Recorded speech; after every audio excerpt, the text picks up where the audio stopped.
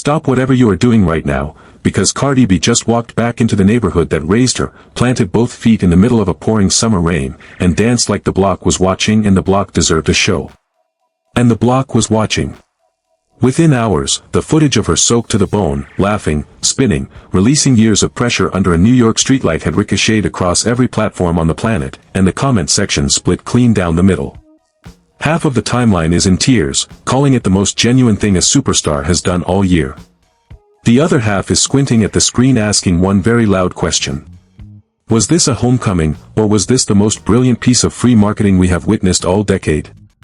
Now listen. I have watched this footage more times than I am willing to admit in public, and I am telling you right now, there are details buried inside this night that nobody is talking about. The earrings. The tacos. The grandmother. The security situation, or should I say, the complete absence of one. And yes, we are absolutely going to discuss the hair situation, because she put that on the table with her own mouth. By the time we reach the end of this, you are going to understand why this one rainy night might be the smartest move she has made in her entire career, or the exact moment the mask slipped, depending on which side of this argument you land on. So stay exactly where you are, because we are about to walk through every single frame of this thing, and the last detail is the one that changes everything. Let me paint the picture for the people who have been living under a rock. It is late in New York. Not glamorous late, not velvet rope late, not black SUV with tinted windows late. Real late.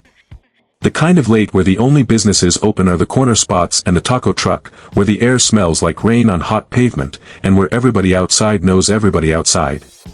That is the atmosphere she chose to step into, and she did not step into it like a visiting dignitary.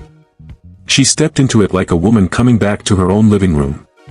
And here is the first thing that made my jaw unhinge.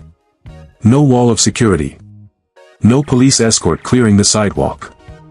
No assistant holding an umbrella over her head like she is made of sugar. She is just out there. Outside with her cousins, her words, her real family, the same people who knew her before the Grammys, before the Diamond Records, before the 8-figure brand deals. And when the sky opened up and the rain came down hard, she did not run for cover. She danced. She tilted her head back and let the water hit her face like the rain owed her money and she was there to collect every drop. Somebody in the crowd shouted that she looked like Megan from Cat's Eye out there moving in the rain, and the whole corner cracked up, because the resemblance in that moment, the hair stuck down, the carefree energy, the pure choreography of joy, it actually tracked. And she ate it up. She was not performing for cameras. That is the part one needs you to hold on to. Because everything else we are about to discuss hangs on whether you believe that sentence or not. Now let me tell you what she said next, because this is where the night went from cute viral moment to cultural event. She looks dead into the lens, rain still dripping, and she announces the itinerary for the evening. We are having a great night. We are getting some tacos. And then we are going to my grandmother's house. You know what I am saying. Now on the surface, that sounds like nothing. Tacos and grandma. Beautiful. Adorable. Moving on. But wait. Think about what that sentence actually is. One of the wealthiest women in rap music, a woman who could buy the taco truck, the block the truck is parked on, and the entire supply chain that feeds it, is standing in the rain telling the world that the pinnacle of her evening, the grand finale, the main event, is her grandmother's house. And if you know anything about her and her grandmother, you know this is not a throwaway line. This is the same grandmother who went viral for making little Kulture clean the house during a trip to the Dominican Republic, because in that household, fame does not wash dishes, grandchildren do. She has said it herself, in her own words, kids have to be around their cousins. That is not a PR talking point. That is a philosophy. That is a woman making a deliberate decision about what kind of adults her children are going to become, and she is making it in the language of linoleum floors, loud cousins, and a grandmother who does not care how many records you sold. But hold on, because we have to talk about the earrings. Lord, the earrings. In the middle of this whole beautiful scene, somebody asks the question that apparently needed asking, and she delivers the quote of the year without blinking. It does not matter who pulls up on me, because what are you going to take? I do not have anything. Look, these earrings are fake. No jewelry on me, no nothing. These are like $50. And she said it with her whole chest, laughing, completely unbothered, like a woman telling you the combination to a safe that has nothing in it but gum wrappers. Now I need you to sit with that for a second, because there are two ways to read it, and both of them are fascinating. The first read is the one the timeline fell in love with.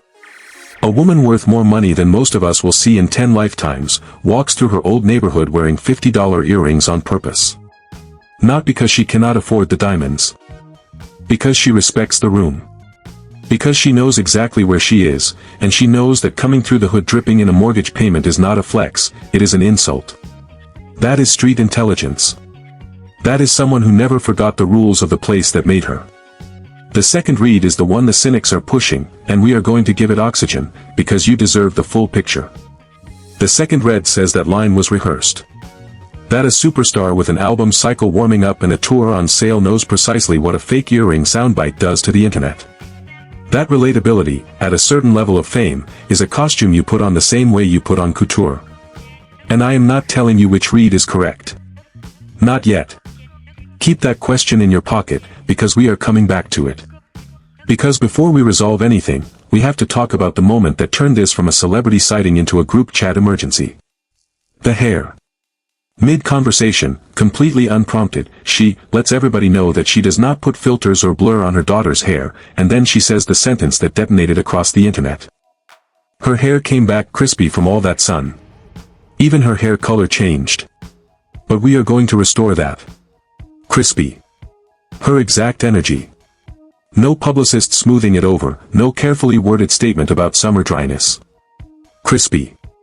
And just like that, she handed every mother on the internet a flashback, because who among us has not sent a child off on a family vacation and received back a completely different human being? Sun-baked, hair transformed, color shifted, edges on sabbatical. She sent her babies to the Dominican Republic to be with family, and the Dominican sun did what the Dominican sun does. And instead of hiding it, instead of waiting until everything was silk-pressed and presentable, she narrated the damage in real time and promised a restoration. And here is where it gets layered, so keep up. She is not just any mother promising a deep condition. She is the owner of a hair care brand. Grow Good Beauty exists because this woman has been doing do-it-yourself hair masks with avocado, argan oil, honey, eggs, and banana for years, long before there was a product line attached to it. She built an entire company on the premise that she is the kitchen chemist of her own household. So when her daughter comes home from the DR with sun-kissed, color-shifted, crispy hair, this is not a crisis. This is a product demonstration waiting to happen. This is the origin story of the brand playing out in real time on the owner's own child. Because the last time she touched a denim campaign for Old Navy, the collection sold out in under 24 hours. Under 24 hours. That is the Midas touch we are dealing with. Everything this woman casually mentions turns into inventory shortages. And that is precisely why the cynics are loud. When everything she touches becomes a sales event, people start wondering if anything she touches is accidental. The rain dance was in her old neighborhood, sure, but she has also been spotted all over New York this month filming what is reported to be a music video. She has a tour, the Little Miss Drama Tour, her first in 6 years, with dates selling across the country. She has a special night at Pasha in Brooklyn on the calendar. The woman is in the middle of the most visible season of her career since her last album run. So when she appears in the rain, glowing, unbothered, quotable, is that a homecoming, or is that a rollout? Hold that thought. We are not done. Let me take you back to the actual footage for a moment, because there is a sequence in it that I have not been able to stop thinking about. The crowd is small. This is not a staged event with a permitted street closure. This is a Tuesday night energy on a block that has seen everything. And in the middle of it, there is Cardi B, doing the little dance, the one she used to do before the world knew her government name, and somebody off camera keeps yelling encouragement, and she keeps going harder. Water is flying off her. Her cousins are losing it. Somebody is filming vertically, and somebody else yells that they want to be in the frame, and everybody laughs, and she waves them in. Come on then. Get in the frame. Now, I analyze celebrity behavior for a living, and I want to tell you what trained eyes see in that moment. Celebrities at her altitude do not wave strangers into the frame. The frame is controlled. The frame is lit. The frame is negotiated with publicists and cleared with security and approved by management. But on that corner, in that rain, Cardi B let the frame belong to the neighborhood. And whether that was instinct or strategy, and we will get to that debate, do not worry, the effect was identical. Every single person standing on that block walked away as a witness for the defense. They will tell that story for the rest of their lives. Cardi B came home, it poured, and she danced with us. And that right there is why this story has legs that most celebrity moments never grow. Because it was not covered, it was experienced. The people on that corner are not sources, they are evangelists now. And in 24 hours, their shaky vertical videos did more for Cardi B's public image than a six-figure press campaign ever could. But let me press pause on the celebration, because some of y'all are already typing, and I can feel it through the screen. You are saying, okay, but why are we acting like a woman dancing in the rain is the moon landing? Celebrities go outside all the time. And to that I say, no, actually, they do not. Not like this. Not anymore. The modern superstar experience is a hermetically sealed pipeline from mansion to SUV to venue and back. We have an entire generation of famous people who have not touched a public sidewalk without a plan in years. There are pop stars right now who could not tell you what their own old neighborhood smells like. Cardi B stood in a thunderstorm on a New York corner at an hour when most of her peers were being driven past neighborhoods like that with the doors locked. That is the contrast doing all the work here. That is why the video hit like a lightning bolt. It was not just what she did.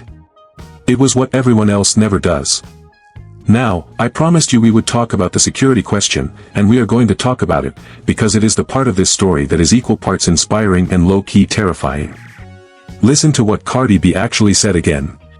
It does not matter who pulls up on me. What are you going to take? I do not have anything on me. The earrings are fake. $50. Now on one level, that is hilarious and we all laughed. On another level, that is a woman doing a live risk assessment out loud. She is telling you, in joke form, that she understands exactly what the stakes are when somebody at her level stands on an open corner with no visible security perimeter. She thought about it. She planned for it.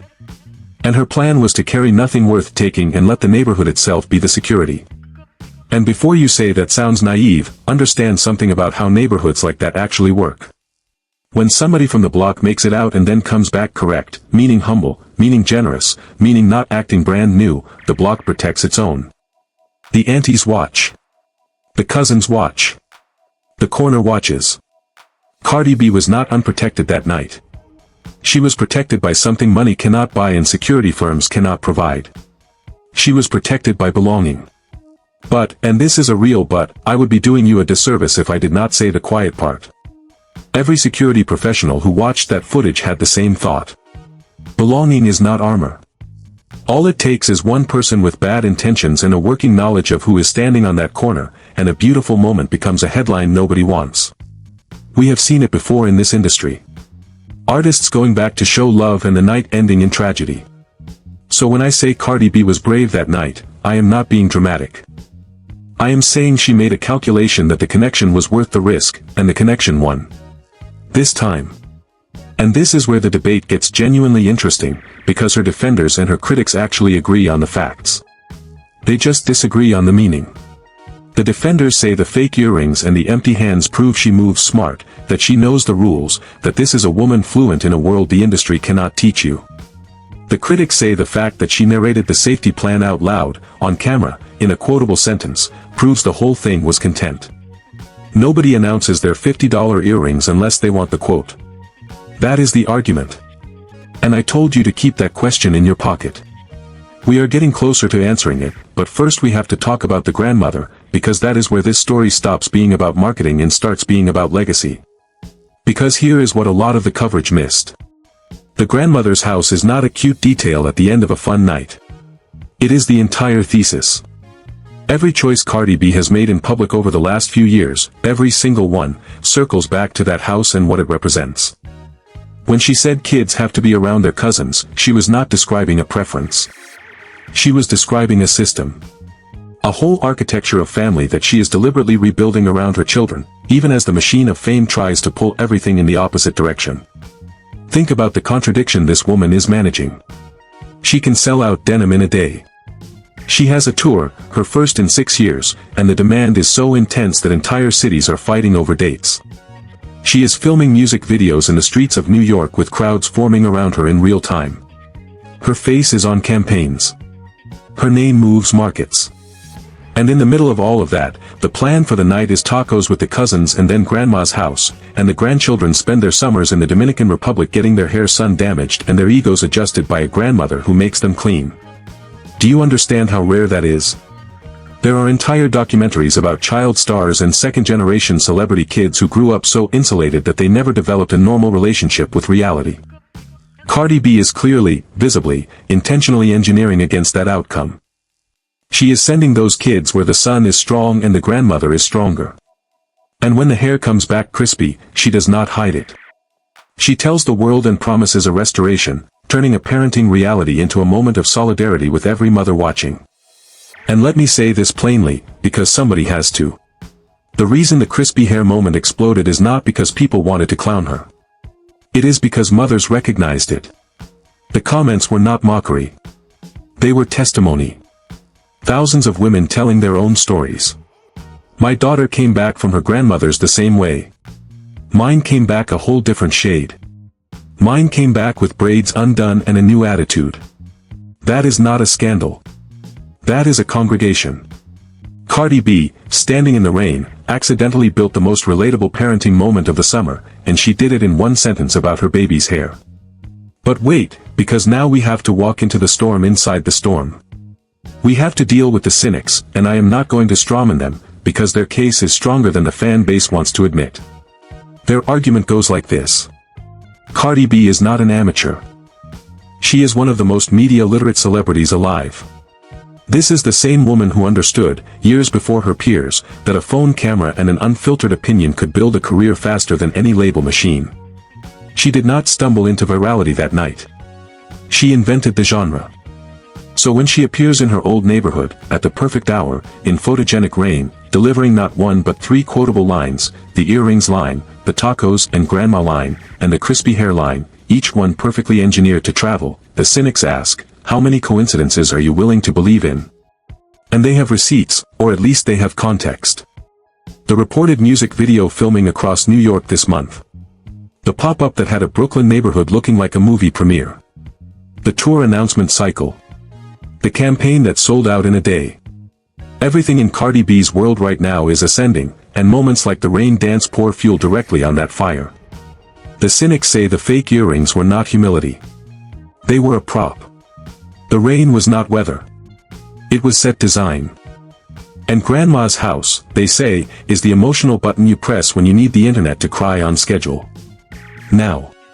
Here is where I land, and you are free to fight me in the comments. That is literally what the section is for. Both things can be true at the same time, and I believe they are. I believe Cardi B genuinely loves that block, genuinely missed that life, genuinely planned to eat tacos and see her grandmother whether or not a single camera was present. And I also believe that a woman with her instincts knew exactly what the footage would do the moment the first phone came out. That is not hypocrisy. That is mastery. The mistake the cynics make is thinking authenticity and awareness cannot coexist. Cardi B is authentic about who she is and aware of what it does. Those are not contradictions. They are the whole reason she is still here. Because let me remind you of something. Fame does not usually work like this. The standard trajectory is ascent, distance, isolation, and then a documentary where everyone cries about how lonely it was at the top. Cardi B looked at that trajectory and refused it. She keeps the cousins close. She keeps the grandmother close.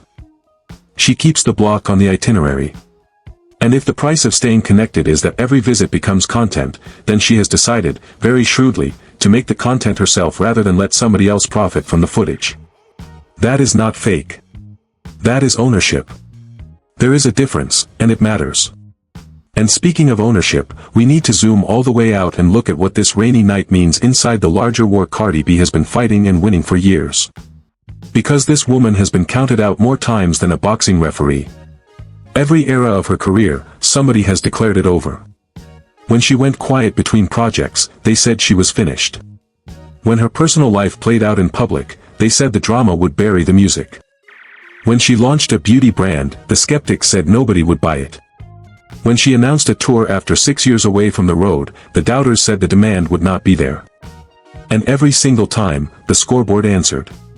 The beauty pop-up had a Brooklyn neighborhood looking like a premiere, with Cardi B greeting fans and dancing in the street, no pretense, no wall between her and the people. The campaign sold out in under a day. The tour dates moved. And now, in the middle of this ascendant season, instead of hiding behind the machine, she walks into the rain in the place that raised her and dances with her cousins until her hair is plastered to her forehead and the whole internet cannot look away. There is a reason this lands so hard emotionally for her audience, and I want to name it precisely. Cardi B's entire fan relationship is built on a promise she made at the very beginning, before the fame, when she was just a loud, funny, unfiltered woman from the Bronx with a phone and no fear. The promise was simple. I am not going to change who I am, and I am not going to lie to you about who I am. Every controversy she survived because that promise held. Every time the industry expected her to get polished and careful and distant, she got louder and closer instead. The rain dance is that promise, kept, in public, in a thunderstorm. That is why half the timeline was crying. They were not crying about rain. They were crying because somebody they believed in proved, again, that the belief was not misplaced. And that, right there, is the detail that changes everything, the one I told you to wait for. Because the debate about whether the night was real or staged misses the point entirely. Watch the footage one more time. Watch the cousins. Watch the way they are not performing. Watch the way the neighborhood people are laughing at jokes that clearly have 15 years of history behind them. Watch Cardi B wave somebody into the frame. You cannot direct that. You cannot storyboard that. A marketing team can arrange the rain, maybe, in the wildest conspiracy version of events, but a marketing team cannot manufacture the way those people looked at her. That look is earned. It is earned over years, in ways that never trend, in visits that never get filmed, in money sent and doors opened and phone calls answered that we will never know about. So was it content? Of course it was content. Everything is content now, and Cardi B understands the economy of attention better than any professor of media studies on this earth. But it was content the way a family photo album is content. Real first. Documented second. And if the documentation happens to sell out a tour and move some denim and remind the world who runs New York, well, that is not manipulation. That is a woman who figured out a long time ago that the most powerful brand on earth is a true story told without flinching. Now let me get into something the fans are not going to want to hear, because a good analyst does not just pat you on the head, a good analyst tells you the whole picture. There is a version of this story where Cardi B's rain dance becomes a cautionary tale, and we need to acknowledge it, because pretending it does not exist is exactly how careers get quietly derailed while everybody is busy applauding. Here is the risk. The neighborhood love affair is a delicate ecosystem. The reason it works, the reason those cousins hug her that hard, the reason those aunties smile at her that soft, is because Cardi B has stayed inside a very specific unwritten contract. Come home often. Come home right. Do not use the block as a backdrop, use it as a destination. The moment any of those signals get inverted, the moment a return visit starts feeling like a photo op with the neighborhood as set dressing, the whole magic collapses. And Cardi B knows this. That is why she keeps the visits low-key, the outfits low-value, the security invisible, the itinerary domestic. Tacos. Grandma. Rain. Nothing on that list is glamorous. Everything on that list is deliberate. But the pressure is going to mount. Because this footage went too big. Because the audience is going to want a sequel. Because brands are already, at this exact moment, calculating what a rain sequence in the old neighborhood is worth as a campaign concept. And the temptation to give them what they want, to run it back with better lighting and a permitted street closure, is the exact temptation Cardi B has to refuse for the rest of her career. The instant the block realizes it has been rented instead of visited, the spell breaks. Forever. I am telling you this not to bring the mood down, but because it is the highest form of respect I can pay this moment. What happened on that corner was rare and valuable and genuinely difficult to sustain. And the only way to protect it is to name what would destroy it. Now let me also address the elephant in every celebrity gossip room, because Cardi B does not exist in a vacuum, and there are conversations happening in her personal life right now that some corners of the internet want to fold into every piece of coverage. I am not going to litigate any of that here, because tonight is not that night. Tonight is about a woman going home. Tonight is about a mother deciding her daughter's crispy hair is more important than her image being pristine. Tonight is about a superstar remembering that the most valuable real estate she owns is not a mansion, it is a stoop in a neighborhood where they still call her by her first name. Everything else can wait. And frankly, everything else. And in that split second, right before the next beat drops, Cardi B tilts her face up to the sky, closes her eyes, and just breathes. That is it. That is the whole frame. 1 second. Maybe 2. And it is the most important second in the entire video, and I will tell you why. Because that is a woman resting. In public. In a thunderstorm. On the street. Do you understand how impossible that should be? Cardi B has arguably not had a moment of true public rest in a decade. Every appearance is calculated, every interview is prepared, every red carpet is a battlefield. And there she is, eyes closed, face to the sky, letting a New York rain wash whatever it needed to wash off of her. That is not a marketing beat. Marketing does not know how to fake exhaustion released. That is a woman who needed exactly what that street gave her. And I think that is what the internet actually reacted to. Not the earrings line, not the tacos itinerary, not even the crispy hair confession. The internet reacted to a 2-second frame of a superstar finally getting to be tired in a place where being tired is safe. That is why the timeline sobbed. Because at some level, everybody watching recognized the exhale. Everybody has a place they think about when the day gets too heavy. Cardi B just showed us hers, and she stood in the rain until the weight came off, and then she went to get some tacos with her cousins, and then she went to her grandmother's house. That is the itinerary of a person healing in real time, and she happened to be famous while she did it. Now here is what I want you to sit with, because the next chapter of this story is already writing itself and I want you sharp when it lands. The music video reports across New York this month are not going to slow down. The tour dates are going to keep moving. Grow Good Beauty is about to have its biggest quarter. The Old Navy campaign is going to get extended because everything that woman touches multiplies. And somewhere in the middle of all of it, there will be another quiet night, another visit, another taco order, another restoration session on a child's hair that will never be filmed and will never trend and will never make a single dollar. And that is the visit that keeps everything else true. That is the whole trick. That is the whole answer. That is why Cardi B keeps winning while 100 more polished, more managed, more strategic artists slowly disappear.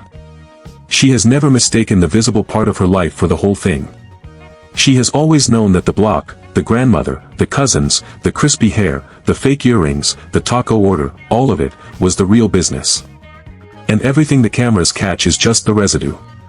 And I need to double back to something I said earlier, because I do not want it to slide past you without the weight it deserves. When Cardi B stood on that corner and narrated her own vulnerability, the fake earrings, the empty hands, the nothing to take, she was doing something that has been misread all week as either humility or strategy. It is actually a third thing, and it is older than both. It is survival fluency. That is a skill you do not learn in the industry. That is a skill you learn before the industry, and you never lose it, and if you are smart, you never pretend to lose it. Watch how she delivered that line again. She did not whisper it. She did not look around nervously. She announced it. Because announcing it is the move. A quiet celebrity on that corner is a target. A loud, laughing, completely unbothered woman telling the whole block her jewelry is worth less than a tank of gas, that is a person in control of her own safety. The neighborhood protects the woman who is not afraid of the neighborhood. That is the contract. And Cardi B has never broken it. Now, the critics want to turn even this into a sin. They say a woman with real security concerns should not be on that corner at all. That the entire scene was irresponsible. That a single bad actor could have changed the night from a celebration into a tragedy. And on the narrowest, most literal reading, they are not wrong. There is a version of that night that ends very differently, and we should all be grateful it did not. But here is what that argument refuses to understand. Cardi B is not a visitor to that block. She is a product of it. Telling her not to go home is not safety advice. It is an amputation. You cannot tell a woman to cut off the part of herself that keeps her honest, and then wonder why the rest of her starts feeling hollow. The rain dance was not a risk taken despite the danger. It was a risk taken because the danger was always there, and living inside a bubble has never once made Cardi B feel more alive. Some people are built for distance. She is built for contact. And on that night, in that rain, the contact held. Let me also say this, because it matters, and because almost nobody is saying it out loud. There is a specific kind of woman who has to carry both worlds. The world she came from and the world she built. And those two worlds do not trust each other. The old world thinks the new world is selling out. The new world thinks the old world is holding back. And the woman in the middle is the only one who has to make peace between them, every single day, with no map and no help and no applause. Cardi B is that woman. That is the invisible labor of her whole career. And the rain dance was not a performance for the internet. It was a performance for the Gap. It was her way of saying, both of you are home. Both of you are mine. And I am not choosing. Now here is where I have to get very honest with you, because I have spent this entire video building the case that what we saw was real, and I believe that. But I also told you at the top that I would hand you every detail, and there is one detail left that reframes the whole thing, and it is the detail nobody wants to talk about because it ruins the clean narrative. The music video reports. The ones that started circulating before the rain footage even dropped. Cardi B has been filming something in New York for weeks. Multiple neighborhoods. Multiple setups. Now, the rain dance was clearly spontaneous.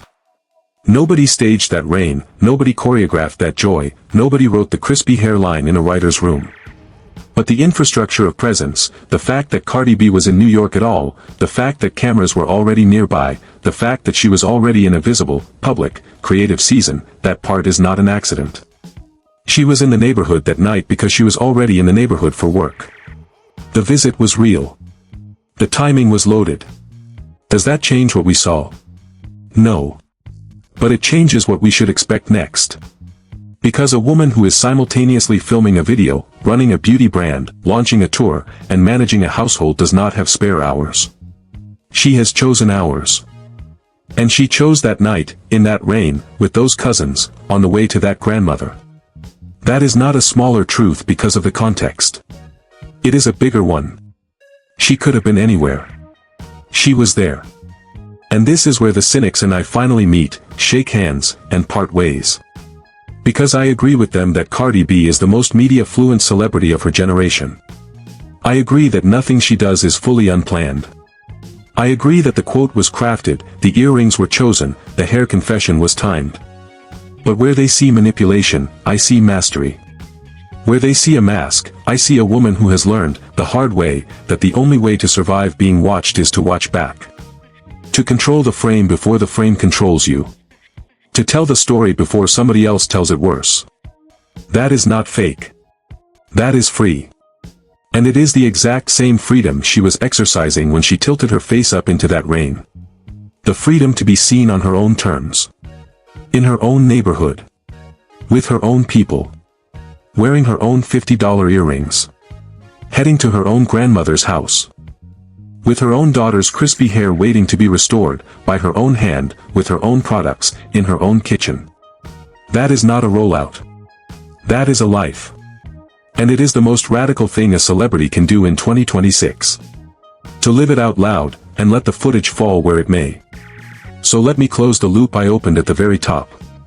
Was it a homecoming, or was it the most brilliant free marketing of the decade? Here is my verdict, and I have thought about it all week. It was a homecoming that marketed itself, which is the only kind of marketing that has ever actually worked for Cardi B. The rain was real.